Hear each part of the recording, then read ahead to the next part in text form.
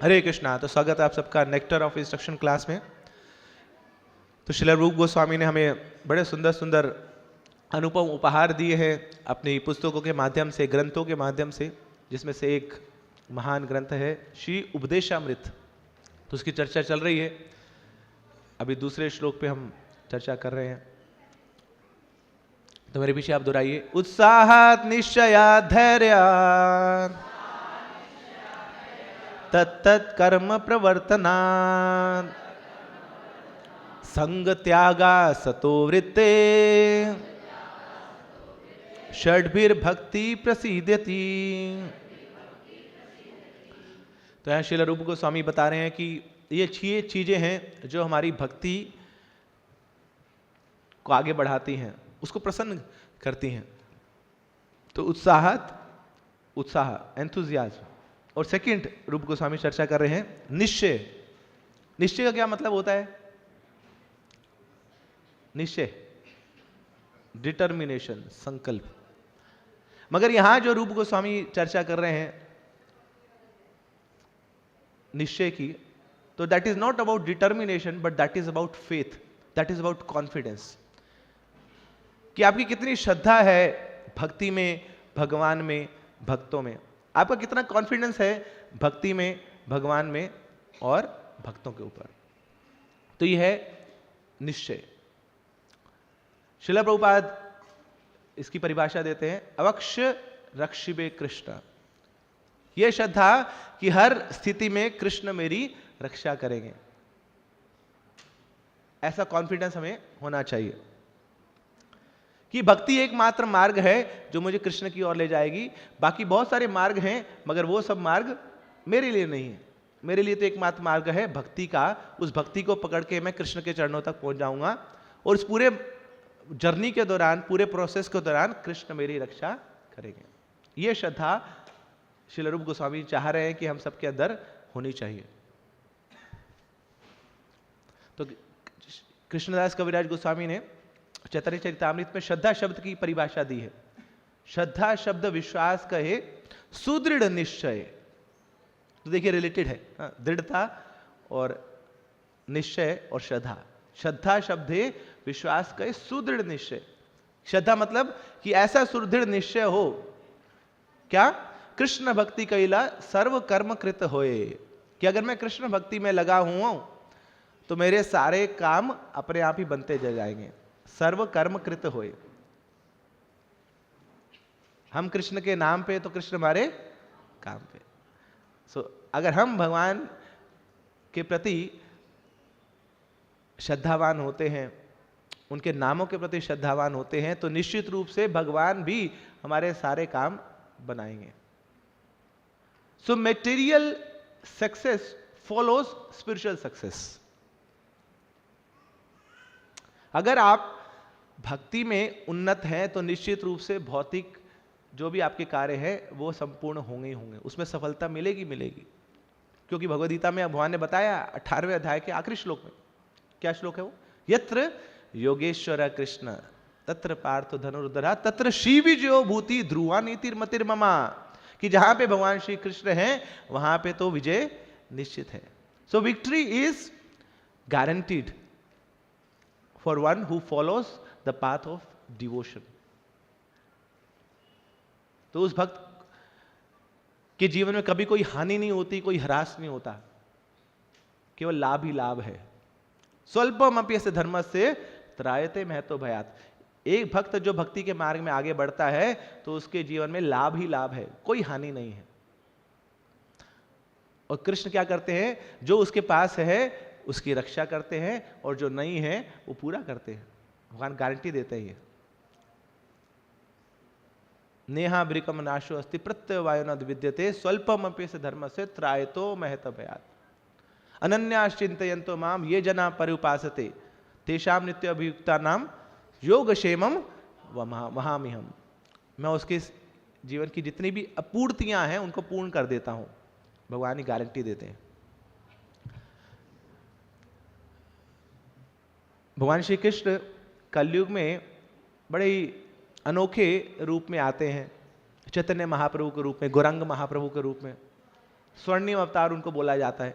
साथ में पतित पावन बोला जाता है उनको, महापतित पावन। भगवान के बहुत सारे अवतार हुए हैं, मगर उन सारे अवतारों में जो सबसे करुणा में अवतार कौन सा है? श्री गौरांग महाप्रभु का है। परम करुणा पाहु दुई जन निताई गौर चंद्र, सब अवतार सार शिरोमणि केवल आनंद कंदा। सारे अवतारों में शिरोमणि है। So Chaitanya Mahaprabhu is the crest jewel of all the incarnations.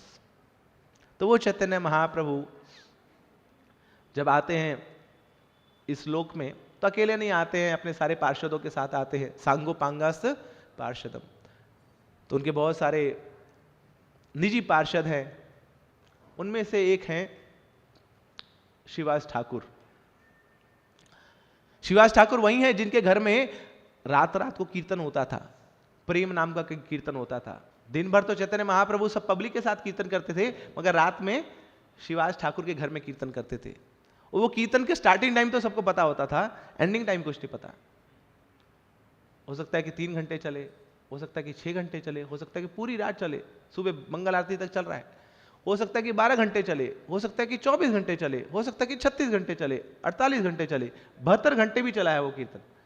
3 दिन 3 रात लगातार वो कीर्तन रुक ही नहीं रहा है। तो ऐसे प्रेमी भक्त थे श्रीवास ठाकुर चैतन्य महाप्रभु के। अब सोचिए, जिस व्यक्ति के घर में कीर्तन चल रहा हो, होस्ट है ना वो, अब होस्ट को तो अटेंड करना पड़ेगा, जो भी सारे गेस्ट आ रहे हैं घर में।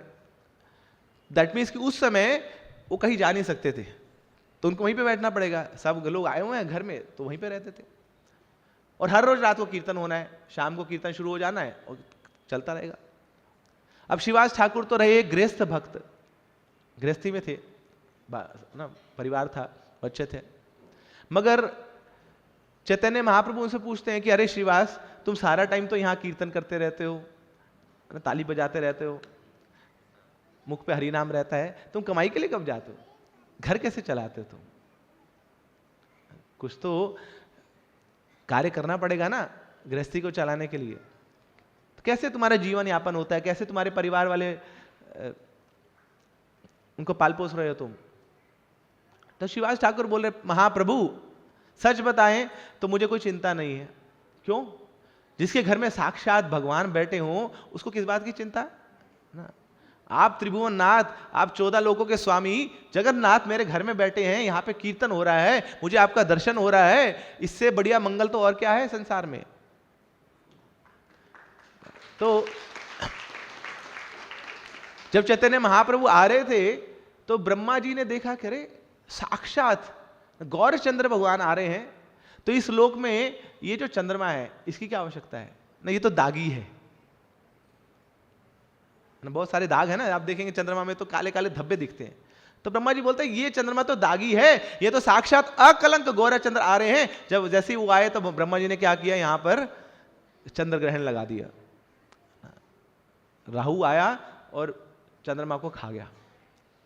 अकलंक गोरा चंद्र दिए दर्शन, सकलंक चंद्रे आर कियो प्रयोजन ना। ये जो चंद्रमा है जो कलंक युक्त है, इसकी क्या आवश्यकता है जब अकलंक गौर चंद्र सामने खुद दर्शन दे रहे हैं? तो श्रीवास ठाकुर बोले, सामने आप है ठाकुर, आपके सामने मुझे किस चीज की आवश्यकता है, किस चीज की कमी है? जैसे ही कुछ आवश्यकता पड़ती है तो मैं 3 ताली बजाता हूं, 1 2 3। तो महाप्रभु बोले, पहले वाली फिलॉसफी तो समझ आई, मगर दूसरे वाली समझ नहीं आई, ये ताली का क्या सिस्टम है? बोले कुछ नहीं महाप्रभु, 3 ताली बजाऊंगा और मुझे पता है कि 3 ताली खत्म होने से पहले हमारी जो भी इच्छाएं हैं आपको पूरी करनी पड़ेंगी, और नहीं करेंगे तो मैं शरीर त्याग दूंगा। मुझे इतनी श्रद्धा है आपके ऊपर, इतना फेथ है आपके ऊपर कि जब आप सामने हैं तो मेरा घर परिवार तो आप ही पालन पोष करेंगे। अरे पूरे संसार भर की जितने जीव जंतु है कौन पालन कर रहा है उनका? कौन उनको अन्न खिला रहा है? आप ही तो है पोषण करने वाले। You are the maintainer, so why I should worry when you are in front of me. तो इस प्रकार श्रीवास ठाकुर की श्रद्धा थी भगवान के ऊपर। तो श्रद्धा शब्द विश्वास कहे सुदृढ़ निश्चय, कृष्ण भक्ति कैला सर्व कर्म कृत होए। सारे जो काम हैं वो पूर्ण हो जाएंगे अगर हम कृष्ण भक्ति में लगे हों। ये ऐसी जिसकी श्रद्धा है उसको भक्त बोला जाता है। एक और भक्त थे कोलावेश श्रीधर, चैतन्य महाप्रभु की लीला में केला बेचते थे। अब केला कहां बेचते हैं पता है? बंगाल में। बंगाल में हर घर में एक तालाब होता है अपना, पर्सनल स्विमिंग पूल, और सबका अपना एक कोकोनट का पेड़ होता है, और वहां पे केला बेचते हैं। सोचिए, सॉरी कोकोनट बोल रहा हूं, केले का पेड़ होता है, कोकोनट भी होता है केला भी होता है। तो वहां पे केले की क्या वैल्यू है? दैट मीन्स कि बहुत ही कम इनकी कुछ आमदनी थी, उसमें से जो भी कमाते थे कोलावेश श्रीधर 50% उसको भगवान गंगा मैया की सेवा में लगा देते थे। चवन्नी अठन्नी कुछ बचाई पूरे दिन भर में, उसका भी 50% गंगा मैया की सेवा में लगा दिया। तो उनसे भी महाप्रभु ने पूछा कि अरे कोलावेश श्रीधर, तुम केला बेचते हो, कैसे तुम्हारा जीवन यापन होता है, कैसे परिवार को मेंटेन करते हो?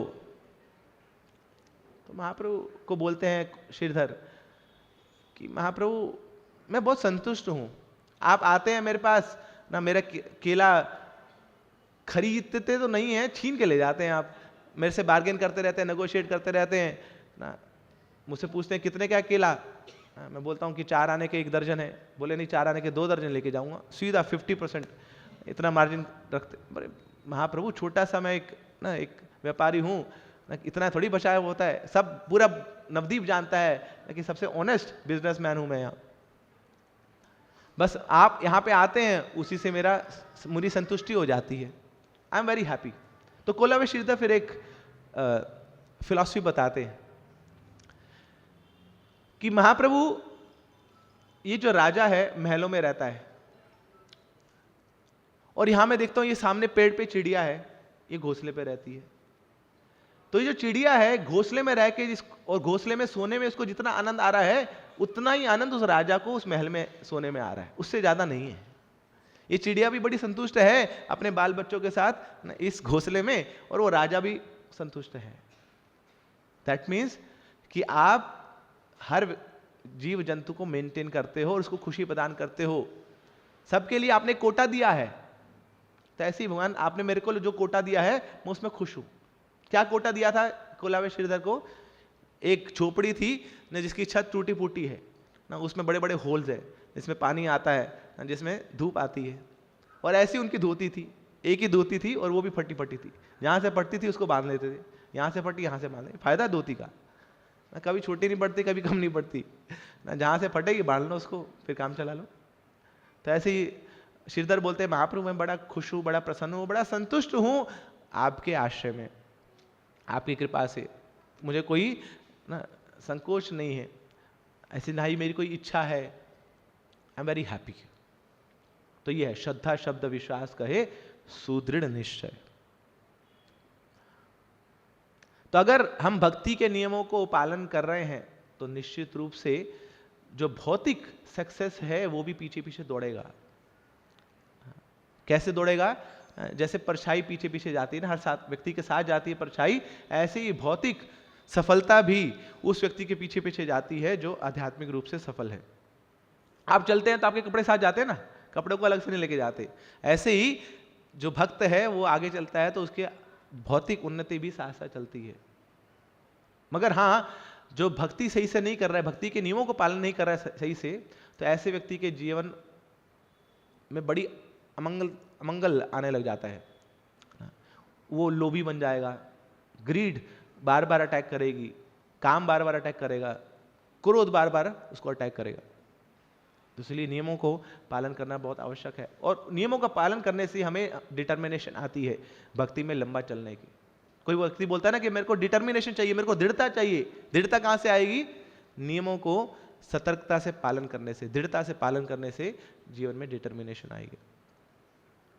प्रहलाद महाराज, क्या कॉन्फिडेंस था उनका! कितने बड़े प्रहलाद महाराज? कोई बहुत बड़े युवा नहीं, बच्चे हैं 5 साल के। 5 साल के बच्चे में क्या कॉन्फिडेंस है बताइए? अभी तो चलना सही से सीखा नहीं, बोलना सही से सीखा नहीं। मगर प्रहलाद महाराज से पूछा जब हिरण्यकशिपु ने, बताओ कहां है भगवान, क्या बोलते प्रहलाद महाराज? पिताजी प्रश्न आपका सही नहीं है, गलत फैमिली में आप। प्रश्न होना चाहिए कहां नहीं है भगवान। कृष्णा इज एवरीवेयर वो तो सर्वत्र हैं, हर जगह हैं। अच्छा, इस खंबे में भी हैं? बिल्कुल हैं। अब देखिए, प्रहलाद महाराज ने बोल दिया तो भगवान को खंबे में से भी निकलना पड़ा।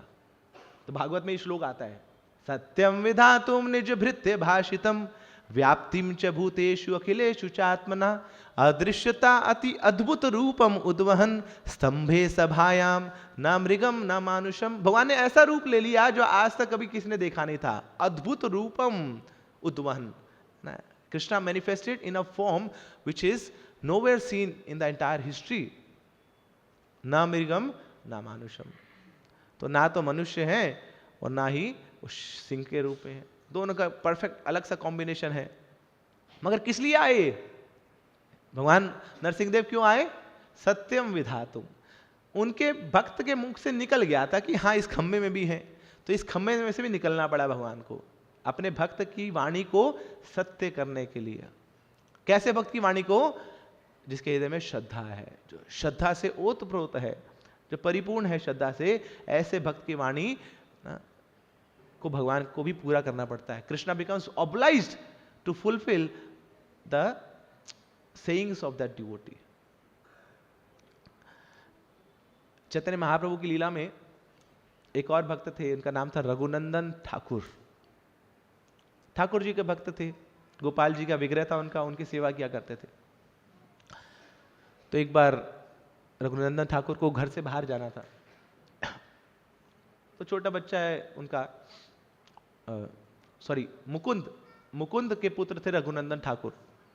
तो चैतन्य महाप्रभु की लीला में भक्त थे मुकुंद, और मुकुंद के पुत्र थे रघुनंदन ठाकुर। तो मुकुंद गोपाल जी के विग्रह की सेवा किया करते थे, और उनको एक बार बाहर जाना था शहर से, तो पुत्र रघुनंदन ठाकुर को बोला कि आप विग्रह को भोग लगा देना। पिताजी मुझे नहीं आता भोग कैसे लगाना है। कुछ नहीं बेटा, जैसे मैं लगाता था वैसे लगाना है, बजाओ ताली उठाओ थाली, यही करना बस। भोग क्या मुश्किल था? सामने ठाकुर जी बैठे होते हैं, पर्दे के पीछे पर्दा खोलो, थाली रखो, घंटी बजाओ, पर्दा बंद करो, 15 मिनट बाद उठा लो, हो गया, ये लग गया भोग। बड़ा आसान है जी। तो भोग बना हुआ था, तो रघुनंदन ठाकुर ने ऑफर किया, और फिर शाम को पिताजी आए। पिताजी आके पूछते हैं, बताओ रघुनंदन, भूख लग रही है बहुत, वो जो तुमने भगवान को भोग लगाया प्रसाद बन गया है, वो प्रसाद दो। बोले कौन सा प्रसाद? सुबह जो भोग लगाया था। बोले खा गए ठाकुर जी? खा गए? हम भी भोग लगाते हैं, सालों से भोग लगा रहे हैं, ठाकुर जी को भोग लगाते हैं। 4 गुलाब जामुन भोग लगाओ, 4 वापिस आ जाते, 12 ना रसगुल्ले भोग लगाओ, 12 के 12 वापिस आ जाते। मगर ये तुम क्या फंडे बता रहे हो कि खा गए वो? बोले हाँ देखो ये प्लेट बिल्कुल खाली है। तो मुकुंद ने सोचे कि बड़ा बदमाश हो गया बच्चा हमारा, खुद तुमने खा लिया और नाम का भगवान का नाम लगा रहे हो। बोले नहीं पिताजी, इन्होंने खाए, ये सामने जो विग्रह बैठे हैं, आपने बोला ये खाते हैं, इनको भोग लगाना। भोग लगाने का मतलब क्या होता है? वो खाते हैं, खाया उन्होंने। अच्छा मुझे दिखाओ। तो दोबारा से भोग बनाया गया, तो फिर ठाकुर जी ने आके वो भोग खा लिया। और जैसे ये देखा मुकुंद ने, तो क्या किए, सीधा आके ना रघुनंदन ठाकुर के चरणों में गिर गए। बोले सब बोलते हैं कि मैं तुम्हारा पिताजी हूं, मगर असली में पिताजी तो तुम हो। तुमने मुझे दर्शन करा लिया, मैं तो केवल बोलता ही बोलता था, तुमने तो ठाकुर जी को सामने बुला लिया। तो भागवत बोलती है, गुरु न सस्यात् स्वजनो न सस्यात् पिता न सस्यात् जननी न सस्यात् देवम न तस्या न पति न तस्यात् नामोचयेद समुत्पेत मृत्युम। तो तब तक गुरु मत बनिए, तब तक माता मत बनिए, तब तक पिता मत बनिए, तब तक बंधु मत बनिए। कब? जब तक आप अपने ऊपर आश्रित लोगों को भगवान के धाम ना ले जा पाए। तो ऐसी एक बार महाप्रभु जब आए मुकुंद से मिलने, तो महाप्रभु बोलते हैं, अरे मुकुंद तुम बताओ तुम पिताजी हो, ये तुम्हारे पिताजी हैं, तुम्हारा बेटा तुम्हारा पिताजी है। महाप्रभु व्यंग कर रहे हैं उनके साथ। तो महाप्रभु भी जानते हैं, बताते हैं कि कितने महान है रघुनंदन ठाकुर। ठाकुर जी को स्वयं बुला लिया उन्होंने। तो ये श्रद्धा है कि ये प्रतिमा नहीं है, प्रतिमा नहीं, तुम ही साक्षात ब्रजेंद्र नंदन, स्वयं भगवान ही है, कोई मूर्ति नहीं है। तो पुराणों में एक स्टोरी आती है, एक माँ थी, भक्त थी, इच्छा थी उसकी कि मेरा पुत्र भी भक्त बने। तो उसके लिए सोचा कि गुरुकुल इसको भेज देते हैं। पहले के जमाने में यही करती थी माताएं, जो भक्त माताएं थी, कि हाँ इसको वो एनवायरमेंट नहीं मिल पाएगा तो गुरु जी के सानिध्य में रहेंगे तो वहां भक्ति कर पाएगा। तो गुरुकुल में भेज दिया, वहां पे उत्तीर्ण हो गया उस कक्षा में। अब अगली कक्षा में जाना है तो गुरुजी बोले अब अगली कक्षा हम यहाँ नहीं पढ़ा पाएंगे, एक दूसरा गुरुकुल है ना, आप वहां पे जाइए, हायर क्लासेस वहां पे होंगे अब आपकी। तो आके माँ को बताता है तो माँ बोलती हाँ बेटा जाओ, मगर बच्चा बोलता है कि अरे माँ वो बहुत दूर है, जंगल में है वो दूसरा गुरुकुल, कैसे जाऊंगा, अकेला हूं मैं। अच्छा तुम्हें डर लगेगा? हाँ मैया अकेला कैसे जाऊंगा जंगल में, कोई नहीं ना, तुम्हारा एक बड़ा भाई है उसका नाम बुला लेना। बोले बड़ा भाई आज तक तो पता नहीं था। बोले हाँ क्या नाम है उसका? गोपाल नाम है उसका। अच्छा कैसा दिखता है? आज तक तो पता नहीं, मैंने देखा नहीं कभी। बोले कुछ नहीं, श्याम वर्ण का है ना, मोर मुकुट धारण किए होता है ना, पिताम्बरी वस्त्र उसने पहने होते हैं, वैजयंती माला धारण करी होती है, जैसे ही उसका हुलिया दिखे ना उसको गोपाल नाम को पुकारना, वो तुम्हारी हेल्प किया करेगा। तो अब ये जाता था तो चला तो जाता था, मगर रात को जब वापिस आने में अंधेरा हो जाता था, जंगल है पूरा घनघोर जंगल है, तो क्या हृदय से ये निकलता था नाम, गोपाल का नाम निकलता था। तो उसी समय बड़े भैया आ जाते थे, हाथ पकड़ के इनको मैया के पास घर में छोड़ देते थे। तो ऐसे ही चलता रहा हर रोज। तभी एक दिन गुरु पूर्णिमा का उत्सव आया और गुरुजी ने बोला था, गुरुजी के और जो शिष्य थे उन्होंने बोला था कि आज गुरुजी की या व्यास उत्सव है, तो गुरुजी के लिए कुछ बना के लेके आइए सब लोग अपने अपने घरों से। मगर यहाँ इनकी जो मैया थी वो बीमार हो गई, बहुत हाई फीवर है, तो ये बेचारा बोल नहीं पा रहा है माँ को कि कुछ गुरु पूर्णिमा के उत्सव के लिए गुरुजी के लिए कुछ बनाना है। तो ऐसे ही चला गया। रास्ते में जा रहा है तो याद आया, अरे बड़े भैया तो हैं ना, वो हेल्प करेंगे। तो फिर गोपाल का नाम पुकारते हैं, गोपाल गोपाल गोपाल। तो गोपाल आ जाते हैं, क्या हुआ सुबह से बुला लिया, वैसे तो हर रोज शाम को बुलाते हो, डर लग रहा है? डर नहीं लग रहा गोपाल, वो गुरुजी के लिए कुछ लेके जाना है, कुछ बनाया नहीं है। अच्छा अच्छा अच्छा ठीक है, अभी से मैं जल्दी से कुछ लेके आता हूँ। तो तुरंत गए वो गोपाल, एक डोलची में पायसम ले आए, राइस, स्वीट राइस खीर ले आए।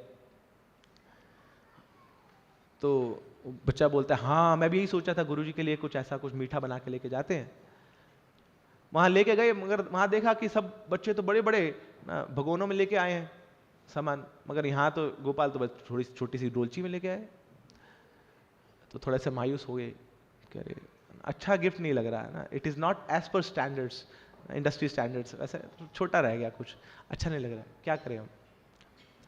तो गुरुजी को दिया तो गुरुजी ने बड़े खुश हो गए, अरे इतनी सारी खीर लाए हो, अरे सारी छोटी सी डोलची है, इतनी सारी खीर। तो गुरुजी ने क्या किया, उसको ढक्कन खोला और डोलची को उड़ेल दिया बड़े भिगोने में, तो पूरा भगोना भर गया वो।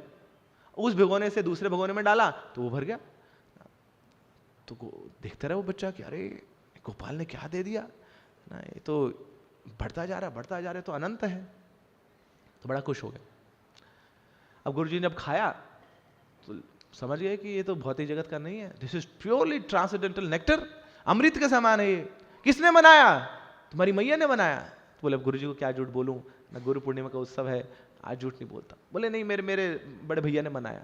कौन है तुम्हारे बड़े भैया? मैंने तो जानता नहीं उनको। बोले गोपाल। कौन है गोपाल?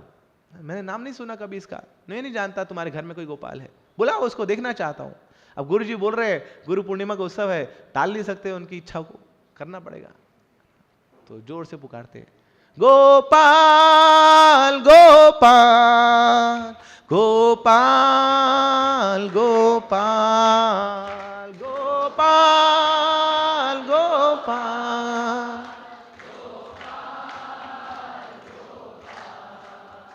गोपाल गोपाल गोपाल गोपाल गोपाल गोपाल गोपाल।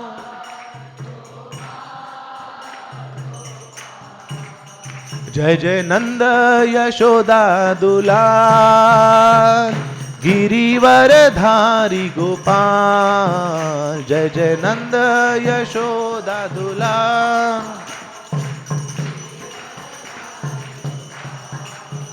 गोपाल गोपाल गोपाल गोपाल।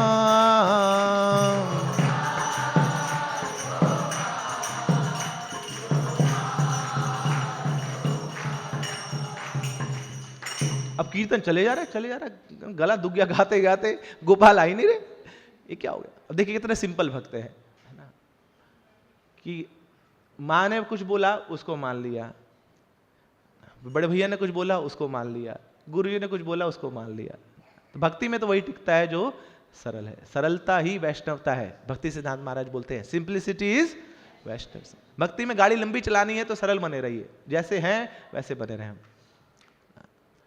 निकम्मे हैं तो निकम्मे बने नहीं रहना है ना, मगर मानना है कि हम निकम्मे हैं। निखायते निकट्टू हैं, हाँ है, तो उसमें शर्म नहीं होनी चाहिए हमें। जब कन्फेस करेंगे तभी जाके सामने वाला ना हमें हेल्प करेगा। तो जोर जोर से चिल्ला रहे, आ नहीं रहे, इतने में आकाशवाणी होती है ना, तो सामने गोपाल की आवाज आती है। तो बोलते गोपाल आ क्यों नहीं रहे तुम? गोपाल बोले एक्चुअली मैं तुम्हारी माँ तो भक्त है इसलिए मैं तुम्हें दर्शन दे देता था, मगर मैं सबके सामने तुम्हें दर्शन नहीं दे सकता। तब गुरु जी समझ गए कि हाँ मेरी भक्ति अभी उतनी सुदृढ़ नहीं है, मेरी श्रद्धा उतनी गूढ़ नहीं है कि सामने साक्षात गोपाल मेरे प्रकट हों। अब ये गुरु जी जाते हैं, आंखों से अश्रुधारा बह रही है, जाके अपने शिष्य के पास जाते हैं, उनके चरणों में गिरते हैं और बोलते हैं कि देखो मैं तो केवल तुम्हें बताता था भगवान के बारे में, मैं तुम्हें शिक्षा देता था, मगर तुम्हारी भक्ति इतनी सुदृढ़ है कि साक्षात भगवान तुम्हारे सामने आ गए और तुम्हें दर्शन दे रहे हैं। मैं तो केवल प्रार्थना सिखाता था ना, मगर तुम्हारी भक्ति इतनी सुदृढ़ है कि तुमने तो साक्षात सामने बुला लिया ठाकुर जी को। तो ये श्रद्धा की आवश्यकता है भक्ति में। जितनी गूढ़ श्रद्धा होगी उतनी ही रिलेशन होंगे, उतनी साक्षात्कार हमें होंगे। प्रभुपाद जी बोलते थे, कोई प्रभुपाद से पूछा किसी ने कि स्वामी जी ये मूर्ति पूजा क्यों करते हैं आप? तो प्रभुपाद जी बोले हाँ आपके लिए मूर्ति है तो ये मूर्ति आपको मूर्ति की तरह दिखती है, मूर्ति ही रिस्पॉन्ड करेगी आपको, मूर्ति जैसी दिखेगी, क्योंकि आप इसको मूर्ति मानते हैं तो आपके लिए ये मूर्ति है। मगर हम इनको भगवान मानते हैं तो हमारे साथ ये भगवान की तरह रिस्पॉन्ड करते हैं। एक गुरु जी थे, गीता में बहुत विश्वास था उनका, गीता के ऊपर कक्षाएं देते थे। तो एक व्यापारी आया और आके मिठाई देता है गुरु जी को, उनके शिष्यों को। गुरु जी थोड़ा सा कुछ लेते हैं, शिष्यों को बांट देते हैं। अब 2-3 और डब्बे वो व्यापारी शिष्य को देता है, तो गुरु जी मना करते हैं शिष्य को, नहीं। तो शिष्य बोलता अरे वो बोल के गए कि कल दिवाली है ना, कल भी आप थोड़ा गुरु जी को भोग लगा देना, ठाकुर जी को भोग लगा देना, गुरु जी इसको खाएंगे। तो गुरु जी बोलते नहीं, हम आज का आज ही लेंगे, क्योंकि कल भगवान अरेंजमेंट करेंगे। गीता में लिखा है भगवान ने, योग क्षेमम वहामि हम, LIC की टैगलाइन है ना, योग क्षेमम वहामि हम, कृष्णा प्रोवाइड्स। तो इसलिए घबराने की आवश्यकता नहीं है, ना ही संग्रह करने की आवश्यकता है। ठाकुर जी नित्य देते हैं हमें, तो आज का हमने ले लिया, कल का कल देखेंगे, अभी को संग्रह करो उसका। तो शिष्य ने वापस कर दी मिठाइयाँ। अब अगले दिन सुबह भजन कर रहे हैं, तो ब्रह्म मुहूर्त में उठ गए सब, भजन कर रहे हैं। तो सुबह का समय हो गया, अब धीरे धीरे भूख लगने लगी। अब देखा तो कुछ है ही नहीं, आश्रम में कुछ है ही नहीं, दिवाली का दिन और है ना। बोले नहीं, आज भगवान चाह रहे हैं कि हम तपस्या करें ना, फीस्टिंग होती है तो उससे पहले फास्टिंग करनी पड़ती है, तो और थोड़ी तपस्या करते हैं, ऑस्टेरिटी बढ़ाते हैं। तो ऐसी दोपहर होगी, कोई नहीं आया अभी तक, बैठे हुए एक जगह, क्या करें क्या करें। दोपहर से शाम हो गई। अब जो शिष्य था इसकी तो आंखों में रोना आ गया।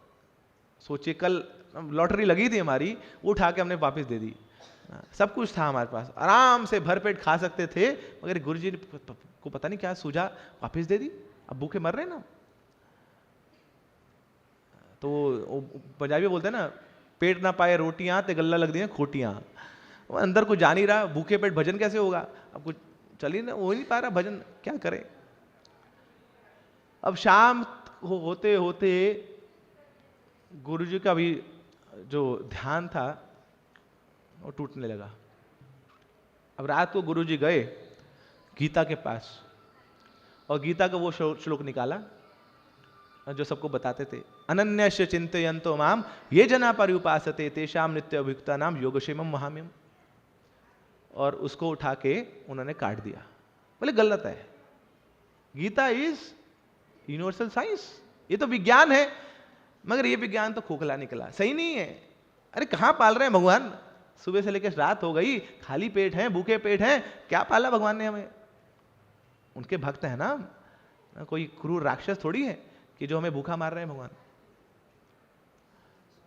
और फिर सुबह होते होते तो गुरुजी का गुस्सा इतना बढ़ गया कि स्याही ली और स्याही से पूरी कालिक पोत दी उस गीता के उस श्लोक पे। बोले एग्जिस्ट नहीं करता ये श्लोक, ऐसे लिखा हुआ था, गलती से कहीं आ गया होगा ना, अनरिक्वायर्ड एडिशन था ये गीता में, काट दिया उसको।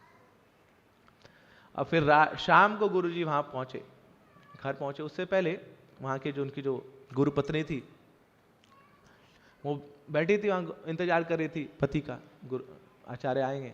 तो वहां देखा तो एक व्यक्ति है ना, छोटा सा एक लड़का है ना, सिर पे बहुत भारी टोकरा लेके आया हुआ है, उसमें बड़े सारे व्यंजन है ना, फल है, दुग्ध है,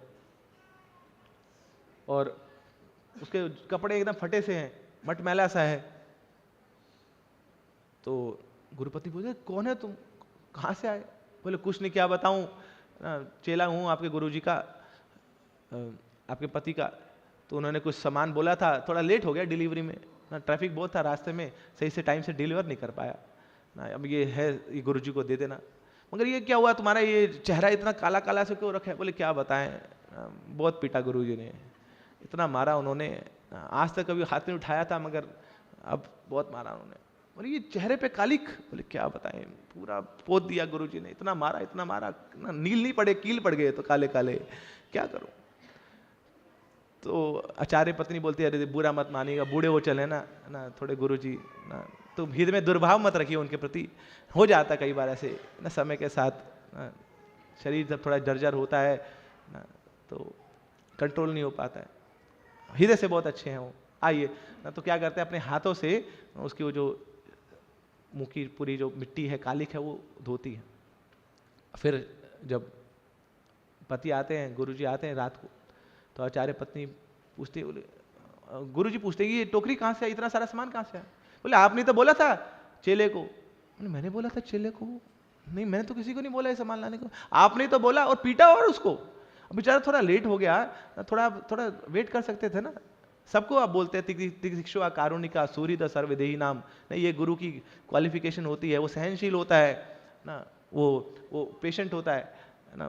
तो मगर ये क्या सहनशीलता दिखाई आपने, थोड़ा सा लेट हो गया, पीट दिया बेचारे उसको। अरे पीटा, किसको पीटा मैंने, किसको बोला मैंने, क्या बोल रही हो तुम? झूठ नहीं बोल रही हूं मैं, अपने हाथों से उसकी काली साफ करिए, ये देखो। और जैसे दिखाया तो गुरुजी उसके हाथों में वो जो कालिक है, काली के अंदर देख पा रहे हैं ना, वही गीता का श्लोक लिखा हुआ है, अनन्यश्च चिंतयन्तो माम ये जना पर्युपासते तेषां नित्य अभियुक्ता नाम योगक्षेमम वहामि। उस तुरंत गुरुजी गए और गीता को लिया, और गीता को बीच पे रखा, उसके 108 बार परिक्रमा करी, और फिर पुनः जाके ना उस पूरे श्लोक को गीता में पुनः अंकित कर दिया कि हाँ गीता इज करेक्ट।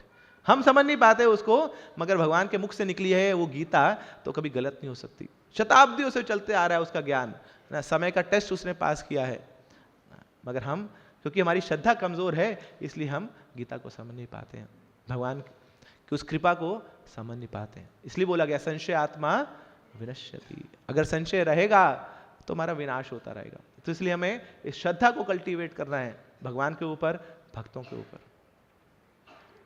तो भगवान गीता में बताते हैं अश्रद्धाना पुरुष धर्मस्य परंतपा अप्राप्य माम निवर्तन्ते मृत्यु संसार वर्तमान। अश्रद्धाना पुरुषा, कि ऐसे लोग जिनके हृदय में श्रद्धा नहीं है मेरे प्रति, तो क्या होता है, वो बैठ तो जाएंगे रॉकेट में, तो उनका रॉकेट ऊपर तो जाएगा मगर मेरे धाम तक पहुंच नहीं पाएगा, पहले से फुस हो जाएगा ना, फुस होके नीचे गिर जाएगा।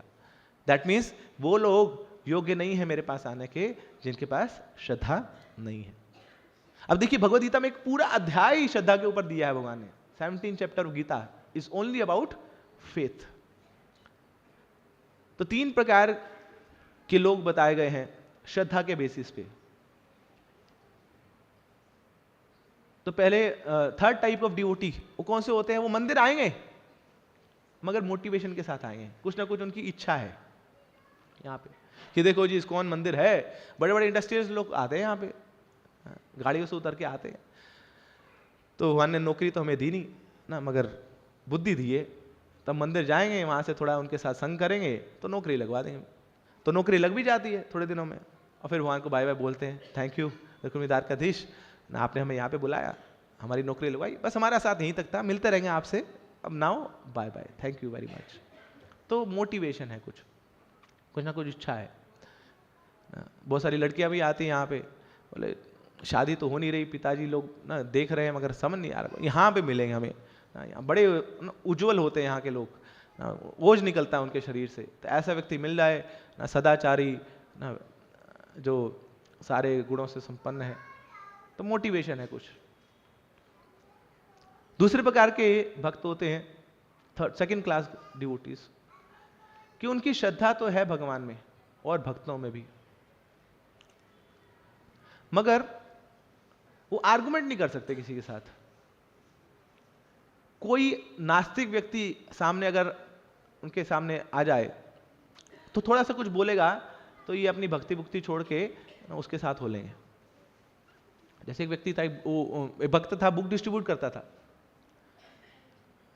तो एक व्यक्ति के पास गया, उसको बताया कि हाँ ये गीता, किसने बोली गीता? कृष्ण ने बोली। अरे कृष्ण की पूजा करते हो तुम? वो कृष्ण जितनी सारी गर्लफ्रेंड्स के साथ घूमता था, उसका कोई कैरेक्टर है? कैरेक्टरलेस है तुम्हारा इष्ट जिसकी भगवान की पूजा करते हो तुम। अरे मक्खन चुराता था, चोर है वो, चोर की पूजा करते हो तुम। इतना कुछ सुना उसने, अपनी कंठी माला उतारी, माला छोड़ दी, बोले हाँ सच बोल रहे यार, मैं फंस गया इस्कॉन वालों के चक्कर में, ब्रेन वॉश कर दिया था उन्होंने, मैं एक चोर की पूजा कर रहा हूं मैं।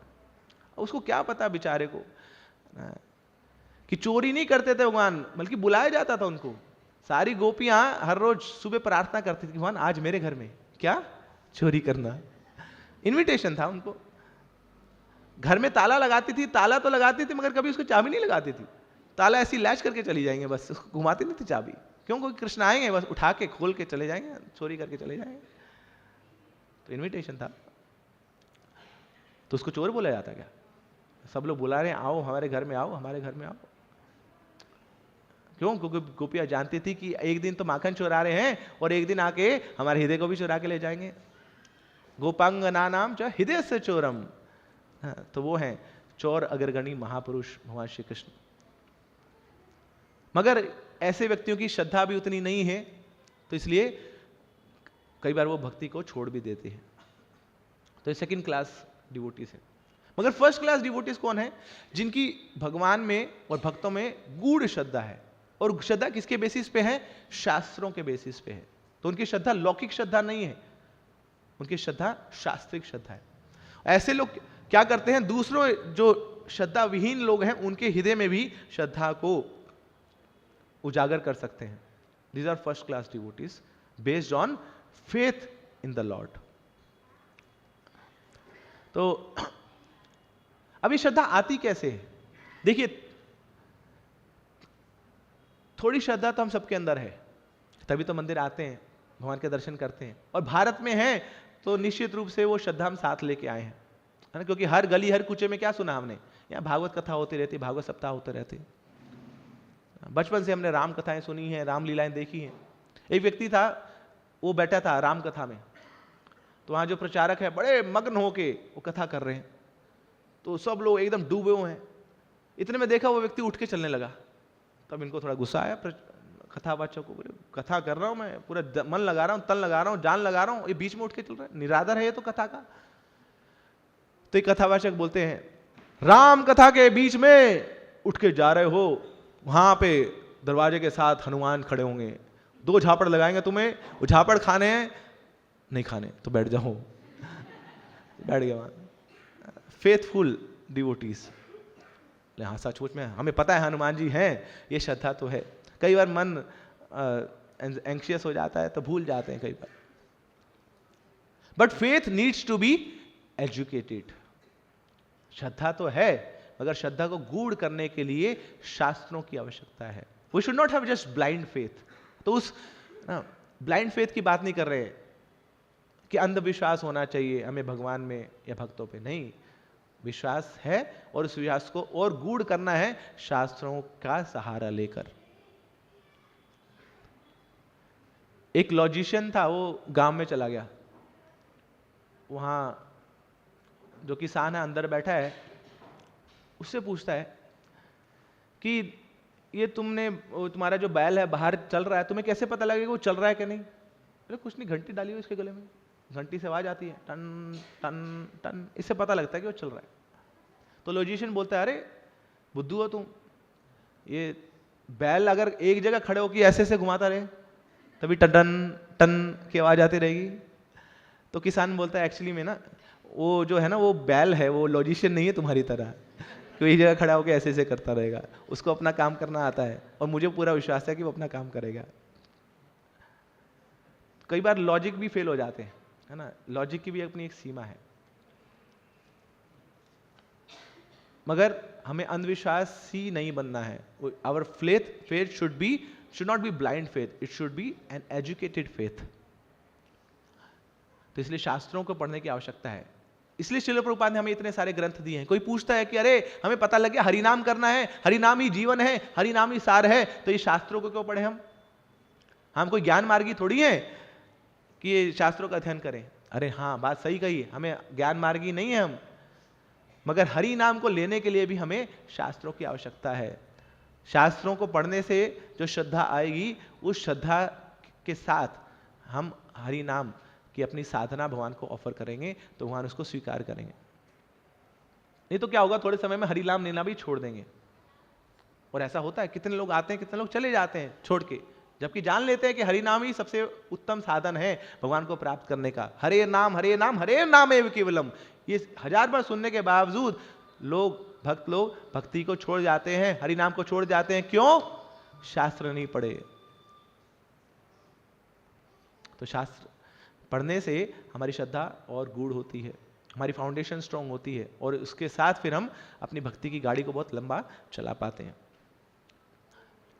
एक बार शिवजी और पार्वती भ्रमण कर रहे थे, तो हरिद्वार के ऊपर से निकले, तो वहां देखा कि एक गिद्ध के मुंह में सांप है और सांप की पूंछ लटकी हुई है, और जो पूंछ है वो गंगा मैया को टच कर जाती है, और जैसे ही टच करती है तो वो परिवर्तित हो जाता है एक विष्णु दूत फॉर्म में, 4 हैंडेड फॉर्म में। तो पार्वती मैया बोलती, अरे गंगा मैया कितनी शक्ति है कि ऐसे सांप की योनि में जो जीवात्मा है उसको भगवान के धाम का वास दे दिया, कितनी पवित्र है गंगा। तो फिर तो पार्वती बोलती, शिव जी जितने लोग गंगा में स्नान कर रहे हैं सबका उद्धार हो जाएगा ना, सबको वो 4 हैंडेड फॉर्म मिल जाएगा, सब भगवान के धाम चले जाएंगे। शिव जी बोले, नहीं ऐसा नहीं होगा, नहीं, गंगा पतित पावनी है, त्रिभुवन तारिणी तरल तरंगे, देवी सुरेश्वरी भगवती गंगे, त्रिभुवन तारिणी तरल तरंगे। ना ये ऊपर से निकलती है, भगवान के चरणों से होते हुए ना यहाँ पे भूलोक में आती है और सबका उद्धार करती हुई जाती है, पूरे त्रिभुवन का उद्धार करती है गंगा। तो फिर जो उसमें स्नान कर रहा है उसका भी उद्धार होगा, मैंने साक्षात देखा है। शिव जी बोलते हैं, अभी आपको एक और साक्षात प्रमाण देते हैं। तो शिव जी एक ड्रामा रचते हैं मां पार्वती के साथ, स्पॉन्टेनियस। शिव जी बोलते हैं, यहाँ गड्ढा बनाते हैं, मैं गड्ढे के अंदर मैं अपना एक ब्राह्मण का रूप ले लेता हूँ और गड्ढे में मैं गिर जाता हूँ, और तुम गड्ढे के बाहर रहना, ब्राह्मणी के रूप में लोग बचाने आएंगे। तो तुम्हें क्या बोलना है, वो व्यक्ति ही बचा पाएगा मेरे पति को जिसका एक भी पाप नहीं है, इसके सारे पाप खत्म हो गए। तो सब लोग आ रहे थे वहां से, गंगा से स्नान करके सामने आ रहे हैं, यहाँ शिव जी जो ब्राह्मण के रूप में है बैठे हुए चिल्ला रहे, बचाओ बचाओ बचाओ। तो उनकी पत्नी पार्वती, बचाओ मेरे पति को बचाओ। सब लोग आते आगे, नहीं नहीं नहीं नहीं नहीं, वही व्यक्ति बचा पाएगा इनको ना जिसका कोई पाप नहीं है। बोले नहीं नहीं नहीं, हम तो पापी लोग हैं, हम पापी लोग हैं, गए गुजरे लोग हैं, हम नहीं बचा पाएंगे। सब खड़े हैं देख रहे हैं। तो शिव जी बोले, देखा ये लोग गंगा से स्नान करके आ रहे हैं, उसके बाद भी इनकी श्रद्धा नहीं गंगा में कि इनके सारे पापों से इनकी मुक्ति हो चुकी है, इसलिए ये लोग कभी मुक्त नहीं हो पाएंगे ना, ये जैसे हैं वैसे ही रहेंगे। गंगा तो सबको मुक्त करने वाली है, मगर अगर गंगा में श्रद्धा नहीं है तो गंगा भी लाभ नहीं देगी। तो ऐसे ही भगवान का नाम, भगवान का रूप और भगवान के भक्त, ये भी हमारा उद्धार करने वाले हैं। दर्शने पवित्र करो वही तुम्हार गुण। मगर अगर उनमें श्रद्धा नहीं हुई तो कोई लाभ नहीं होगा, वहीं धरे के धरे हम रह जाएंगे। तो श्रद्धा हमारे जीवन का एक बहुत ही इंपॉर्टेंट पार्ट है। ये faith that Krishna will protect me in all situations, ये श्रद्धा होनी चाहिए कि हर स्थिति में भगवान मुझे बचाएंगे, मेरी रक्षा करेंगे। कृष्णा कृष्णा कृष्णा कृष्णा कृष्णा कृष्णा रक्षा माम।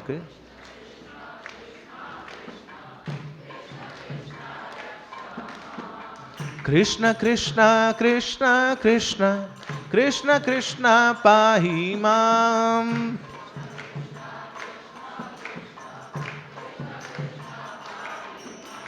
तो ये श्रद्धा, सर्वधर्मान परित्यज्य माम एकम शरणम व्रज अहम तुम सर्व पापेभ्यो मोक्षयिष्यामि मा शुचा। डरो मत अर्जुन, मैं तुम्हें तुम्हारे सारे पापों से मुक्ति दिला दूंगा। क्या करो, बस सारे धर्मों को छोड़ के मेरी शरण में आ जाओ। तो ये श्रद्धा तुम्हारे अंदर आ भी जाती है कि हाँ भगवान रक्षा करेंगे, भगवान हमारे साथ हैं, भगवान मेरी सारी इच्छाओं को पूर्ण करेंगे। तो ये श्रद्धा।